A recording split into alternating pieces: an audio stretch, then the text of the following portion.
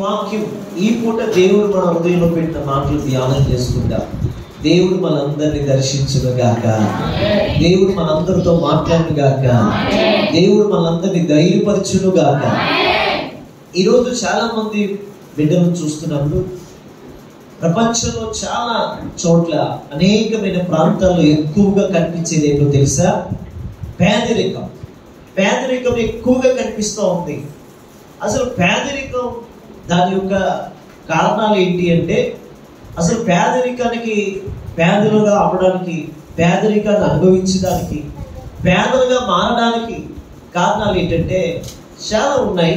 దాంట్లో కొన్ని విషయాలు మనం బైబిల్లోంచి ధ్యానము చేద్దాం. స్తోత్రం కలుగును గాక. సామెతల గ్రంథకర్త అంటాడు, మొదటి మాట చూద్దాం. ఒక మాట, పేదరికం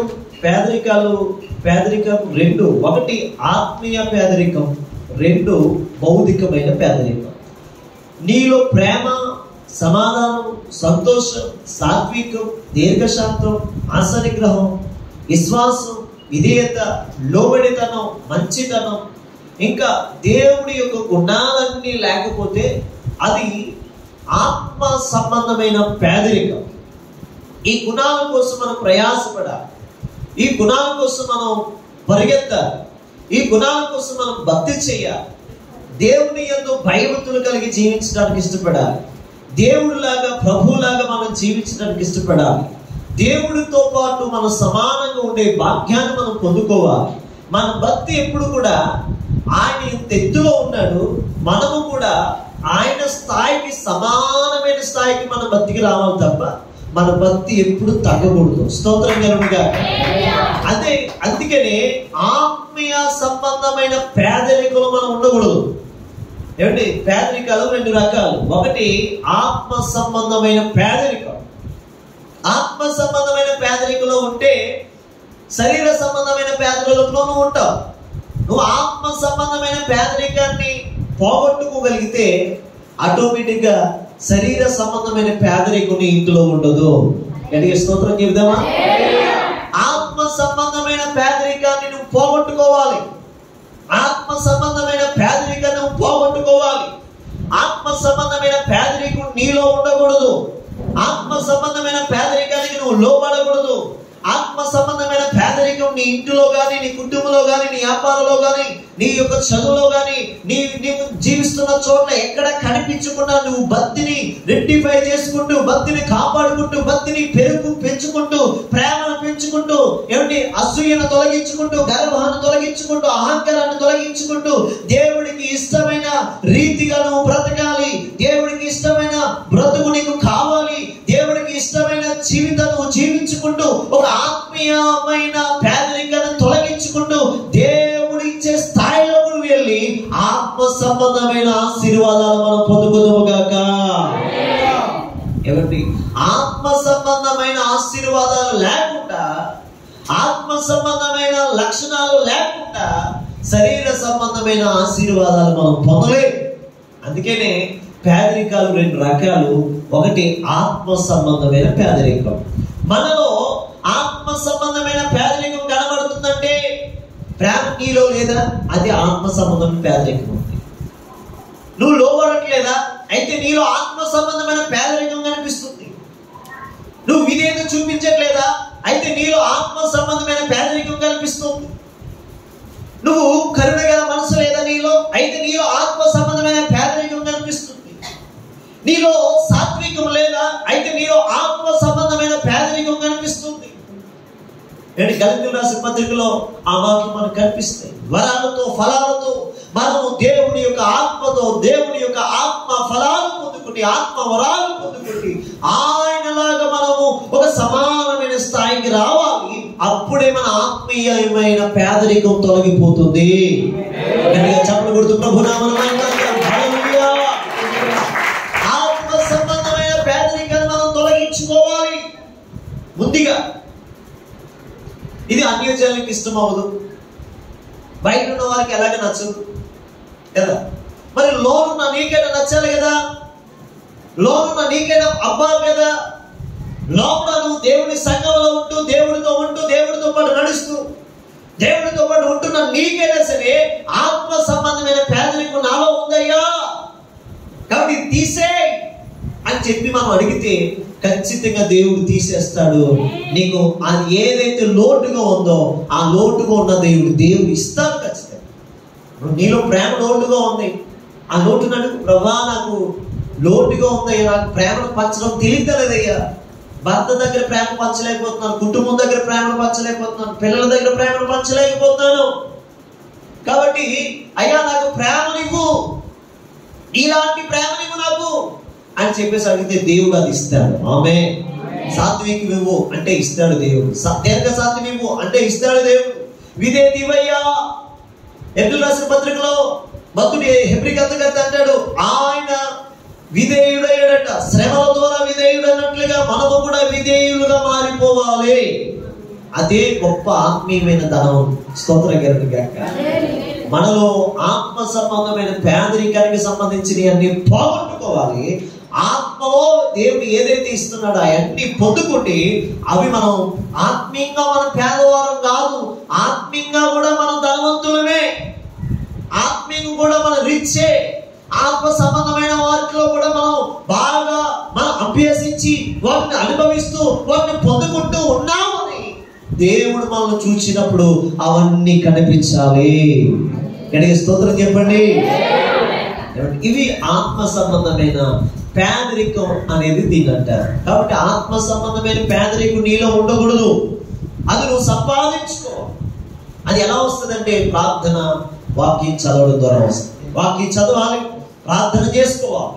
ఎంత ప్రార్థన చేసుకుంటావో, ఎన్ని శ్రమలు వస్తాయో, ఎంత ప్రార్థన చేస్తావో, ఎంత వాక్యం చదువుతావో అంత ఎక్కువగా దేవుడు గుణాలన్నీ నీలోకి వస్తాయి. అప్పుడు నీలో ఉన్న ఆత్మ ఆత్మ సంబంధమైన పేదరికం నీ నుంచి దూరం అయిపోద్ది. అప్పుడు నువ్వు పరలోక సంబంధమైన బిడ్డగా మారిపోతావు. భూమి మీద ఉండగానే నువ్వు ఒక పరలోక సంబంధమైన ఎత్తుగా బతుకుతావు. గట్టిగా స్తోత్రం చెప్పండి. భూమి మీద ఉన్నప్పుడే ఒక పరలోక సంబంధమైన ఎత్తుగా నువ్వు జీవించడానికి దేవుడికి అవకాశం ఇస్తాడు. అబ్రహాం అదే కదా బతికాడు. ఆయన ఏం చేశాడంట? పునాదులు గల పట్టణం కోసం ఎదురు చూశాడంట. అంటే భూమి మీద ఎలా బతికాడంటే ఆ ఆత్మ దేవుడిచ్చే లక్షణాలన్నీ పొందుకుని, క్రీస్తు ఇచ్చే లక్షణాలన్నీ పొందుకుని అబ్రహాము విశ్వసించాడు. జరగబోయేదాన్ని విశ్వసించాడు.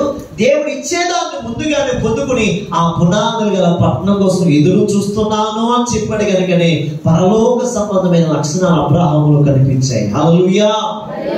కాబట్టి మనం భూమి మీద ఉన్నప్పుడే పరలోక సంబంధమైన మనుషుల్లాగా మనం బ్రతకాలి. అలా బ్రతికినప్పుడు మన ఆత్మీయ జీవితంలో లోటు లేదు అని దేవుడు ఒక ముద్ర ఇస్తాడు. ఓకేనా? ఇది ఆత్మ సంబంధమైన పేదరికం నుంచి మనం బయటికి రావాలి. రెండోది ఏంటంటే ఇది శరీర సంబంధమైన పేదరికం. ఎక్కువ నేను ఈ శరీర సంబంధమైన పేదరికం కోసం చెప్పాలని పరిశుద్ధాత్మ ప్రేరణతో ఆశపడుతున్నాను. చూడండి, ఇది ఎలా వస్తుంది? ఈ లోక సంబంధమైన పేదరికానికి కారణాలు కొన్ని ఉన్నాయి.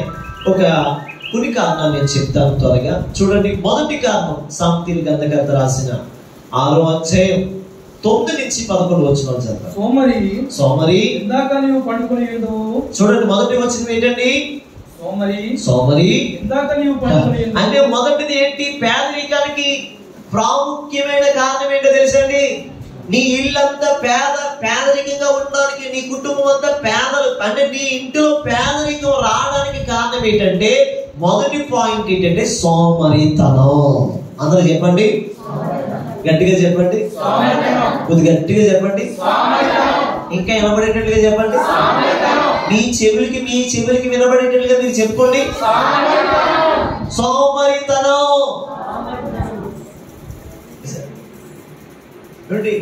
ఒక్క పూట పనిలోకి వెళ్ళి వారం రోజులు కూర్చున్నావు ఏమంటారు? గట్టిగా చెప్పండి. ఒక్క పూట అది కూడా ఉదయం 6 గంటల నుంచి మధ్యాహ్నం 2 గంటల దాకా వెళ్ళి మళ్ళీ ఒక నెల తర్వాత ఎన్నో ఏమంటారు?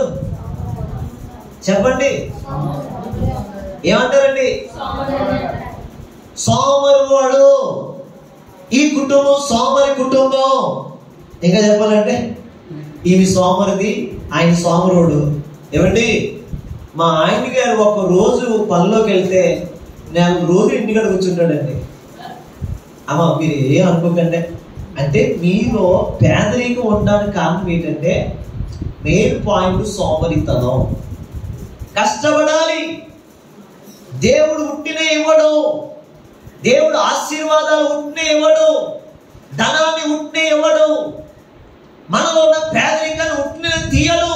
నువ్వు కష్టపడితే ఆ కష్టాన్ని దేవుడి దగ్గర పెడితే ఆ కష్టాన్ని దేవుడు మల్టిప్లై చేస్తాడు, అంటే అభివృద్ధి చేస్తాడు. అందుకనే నువ్వు ఏం చేయాలంటే కష్టపడాలి. ఎవరి పిల్లలు ఉన్నారు, కష్టపడాలి.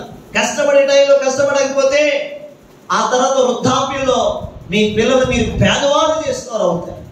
యవన పిల్లలు చదివే టైంలో చదవకపోతే చేయి జారిపోయిన తర్వాత చదువుదామన్న అవకాశం ఉండదు. ఇంకా ఎగ్జామ్ రాసే టైంలో ఎగ్జామ్ రాయకపోతే అవకాశం ఉండదు. అందుకనే కష్టపడాలి. చదువులో కష్టపడాలి, ఎగ్జామ్ లో కష్టపడాలి, పనిలో కష్టపడాలి, ఉడుచుట్లో కష్టపడాలి, ఇతర వేసుట్లో కష్టపడాలి. ఎక్కడైతే నువ్వు ఏ పని అయితే చేస్తున్నావో, ఏ ఆకారం అయితే చేస్తున్నావో ఆ పనిలో నువ్వు కష్టపడితే నీ పిల్లలు ఒక రోజు ఉన్నతమైన స్థాయిలో ఉంటారు. గట్టిగా స్తోత్రం చెప్పండి. భార్య కష్టపడాలి, భర్త కూడా కష్టపడాలి. ఒకవేళ ఇంకా లేదు మా ఆవిడ ఇంట్లో ఉంచుతానంటే ఇంకా మంచిది. అయితే ఆయన ఏం చేయాలంటే భార్య కష్టం కూడా ఆయన పోయాలి. స్తోత్రం కలుగుతుంది. ఇప్పుడు చూసారు ఏమండి, కష్టపడాలి. ఈరోజు కష్టపడడానికి తప్పు చేస్తే పొరపాటు కాదండి, కష్టపడేదానికి అసలు దానికి తప్పు, అసలు చాలా మంచిది. కష్టపడాలి. అందుకని వాక్యం చెప్తుంది కష్టపడే బిడ్డగా ఉండాలి. సోమరి వాళ్ళుగా మనం ఉండకూడదు. అయ్యా ఆయన గుర్తులేదు, సోమరి వాళ్ళుగా మనం ఉండకూడదు. గట్టిగా స్తోత్రం చెప్పండి. గట్టిగా చెప్పండి. చేతులెత్తండి. సోమరి వాడట, సోమరి వాడు. బాబు సోమరి నువ్వు ఎక్కడికి వెళ్ళాలనుకున్నాడు దేవుడు? ఒరే బాబు సోమరుడా, ఆ సీమల దగ్గరికి వెళ్ళరా. సీమల దగ్గరికి ఆ సీమలు చెప్తున్నాయి పాట చదివినా. సోమరి సీమల యొద్దకు వెళ్ళు, వాటి నడతను కనిపెట్టాలి. బాబు అయ్యా అమ్మా, ఏ నడతను కనిపెట్టాలంట? సీమల నడతను కనిపెట్టు. జ్ఞానం తెచ్చుకో. వాటికి న్యాయాధిపతి లేకున్నాను, వాటికి పైన అధికారం లేడయ్యా, పైన విచారణకర్త కూడా లేడయ్యా లేకున్నాను. అవి వేసవికాలంలో ఆహారం సిద్ధపరచు. వేసవి కాలానికి, ఎండాకాలానికి ఎదుటి నేను అంటాను, ఎండ విపరీతముగా కాసే కాలానికి అంట నేను అంటాను, వర్షాకాలానికి వేసవి కాలానికి అన్నిటికీ సరిపడా ఆ సీమ ముందే ప్రిపేర్ అయిపోయి ఒక్క సీమ అలాగెళ్ళి తిమ్మాపులు మా ఇంట్లోకి వస్తుంది.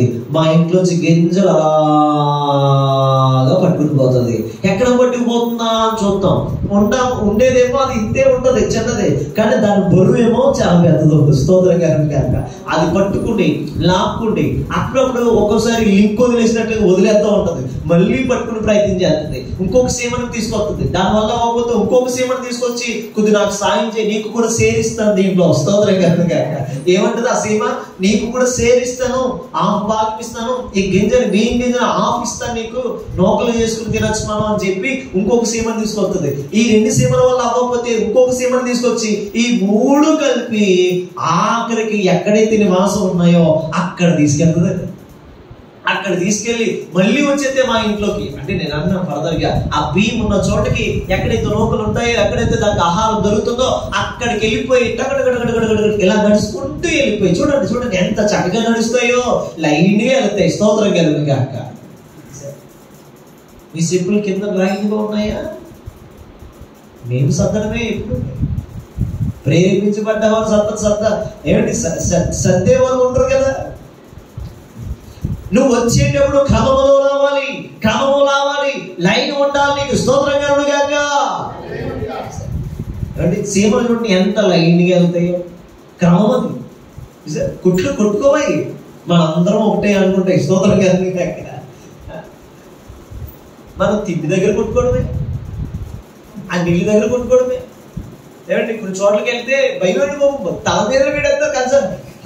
ఆ ప్లేట్లు భోజనానికి వెళ్ళినప్పుడు ఆ ప్లేట్లు తల మీద పెట్టేసి తల మీద పెట్టేసి తెలుస్తుంది. తల మీద ఆ క్రమము, ఆ మర్యాద ఉన్నాకడికి పోయిందండి. ఇప్పుడు మొత్తం జనరేషన్ అంతా పోయిందండి. ఒకప్పుడు కూర్చుని పెట్టేవారు మహానుభావులు పెద్దోళ్ళు, ఈ కూర్చుని పెట్టేదంతా తీసేసారండి. స్తోత్రం కలుగును గాక. అప్పుడు అంతా ఒకటే ఒకరికొకరికి తన్నుకోవడం, గుద్దుకోవడం, ఎల్లడం, ఆ పట్టుకుని తిన నా పని అయిపోయింది. స్తోత్రం కలుగును గాక. క్రమం ఉందా? అసలు అంటున్నాడు, ఒరే బాబు, ఒరే సోమరుడా, సోమరి కుటుంబమా, నువ్వు చీమల దగ్గరికి వెళ్ళి నేర్చుకో. చీమలు చూడు ఎంత క్రమంగా వెళ్తున్నాయి, చీమలు చూడు ఎంత క్రమంగా దాచుకున్నాయి. అవి వర్షాకాలానికి, ఎండాకాలానికి, శీతాకాలానికి, అన్ని కాలానికి అవి సమకూర్చుకుంటున్నాయి, కష్టపడుతున్నాయి. అవి ప్రాణం ఎంత అండి? వాటికి ప్రాణం ఎంత చెప్పండి? వాటికి ప్రాణం ఎంత? నిజంగా ఆ సేవను పట్టుకుని ఎప్పుడైనా పరీక్ష చేయండి. వాటికి ప్రాణం ఎంత అండి బాబు? అసలు వాటి ప్రాణం ఎంత? అది ఉండడమే ఎంత ఉండదు. ఏమంటే వాటి ప్రాణం ఎంత ఉండదు చూడండి. అది భవిష్యత్తు కోసం ఆలోచించి కష్టపడుతుంది. చూసారు, మనం ఏం చేస్తున్నాం? ఒక్క రోజు ఎంత చేయాలి? మొత్తం మనకు పండగ స్తోత్రం కనుక. ఒక్క సంవత్సరం 20 మూటలు ఏమండి పంటేసి ఒక 50 మూటలు 200 మూటలు వస్తే చాలు. ఇంక 3 సంవత్సరాల దాకా మనం పంట అయిన అవసరం లేదు. 3 సంవత్సరాల దాకా మనం తినచ్చు అనుకుంటా. లేదు చూడండి, ఏ షేప్